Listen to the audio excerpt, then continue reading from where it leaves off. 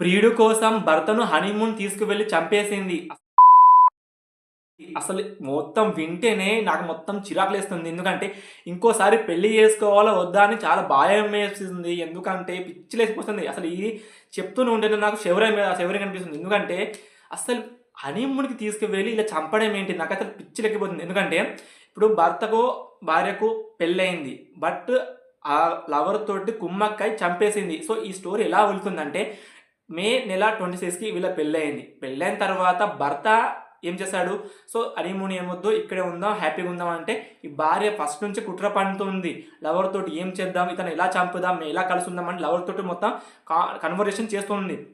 ఇది గ్రహించలేక భర్తను ఏం చేసిందంటే, మేము హనీమూన్ ట్రిప్‌కి వెళ్దాం. ప్లీజ్ మేము హిమాలయాలు అన్నీ తిరుగుదాం. సిక్కిం అన్నీ తిరిగి చాలా హ్యాపీగా ఉందాం. కొన్ని రోజులు హ్యాపీగా తిరిగేద్దామని చెప్పింది. అట్లా మోటివేషన్ చేసింది భర్తను. సో, భర్త ఏం చేశాడు వెంటనే ఇది కూడా మంచిదే కదా! మళ్ళీ లైఫ్‌లో తిరగలేము అనిపించింది. సో, భర్త కూడా ఓకే చెప్పేసాడు. సో, ఈ నెల 2కి అంటే ఈ నెల 2కి వెళ్ళారు. వెళ్ళిన తర్వాత ఈ నెల 9కి ఏం జరిగిందంటే మిస్సింగ్ కేస్ అని చెప్పడం జరిగింది. మిస్సింగ్ కేస్ మేఘాలయలో మిస్సింగ్ అయ్యారని చూడడం జరిగింది. దీని తర్వాత రెస్క్యూ సిబ్బంది అంతా అన్నీ తిరిగారు. సో, లాస్ట్ కాల్ ఎక్కడుందంటే తన వైఫ్ తన అత్తమ్మతో మాట్లాడుతుంది. ఏందంటే, "అత్తమ్మ గారు మీ అబ్బాయి నన్ను ఇక్కడ కొండ పర్వతాల్లో తీసుకువెళ్తున్నారు. కాబట్టి ఇప్పుడు సిగ్నల్స్ ఉండవు. ప్లీజ్ తర్వాత ఫోన్ చేస్తాము. ఏమనుకోకండి" అని ఇట్లా లాస్ట్ కాల్ ఉంది.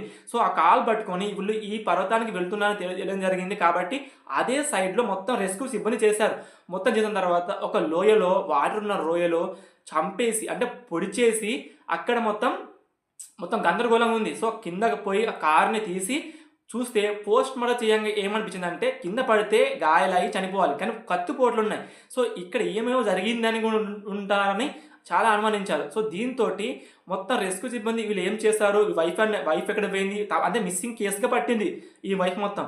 వెంటనే ఆ మొత్తం సిస్టమ్ మొత్తం పనిచేయడంతో ఏం జరిగిందంటే వైఫ్‌ని దొరకబెట్టడం జరిగింది. దీంతోటి వైఫ్‌ని అడిగితే నేనే చంపేశానని చెప్పడం జరిగింది. దీంతోటి ఇండియా వైడ్‌గా మొత్తం అంటే భయంకి గురవుతున్నారు. ఎందుకంటే పెళ్లి చేసుకుంటే ఇలా జరుగుతుందా?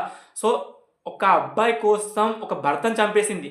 అదేదో ఫస్ట్ టైమ్ నాకు పెళ్లి అవసరం లేదు. నేను చేసుకోను ప్లీజ్ నన్ను వదిలేయి అంటే అతను ఇంకో పెళ్లి చేసుకునేవాడు. అందుకోసమే ఫస్టే చెప్తున్నాను గర్ల్స్ మీకెవరైనా పెళ్లి చేసుకోవాలనుకుంటే చేసుకోండి. బట్ లవర్ ఉన్నా కూడా చేసుకోండి అంటే చేసుకోండి. బట్ చంపేయకండి. వదిలేస్తే వదిలేయండి గానీ చంపేయకండి. ఎందుకంటే ఇప్పుడే పెళ్ళంటే భయమేస్తుందంటే మళ్ళీ దీనికి ఈ విధంగా ఘోరంగా చేస్తున్నారు.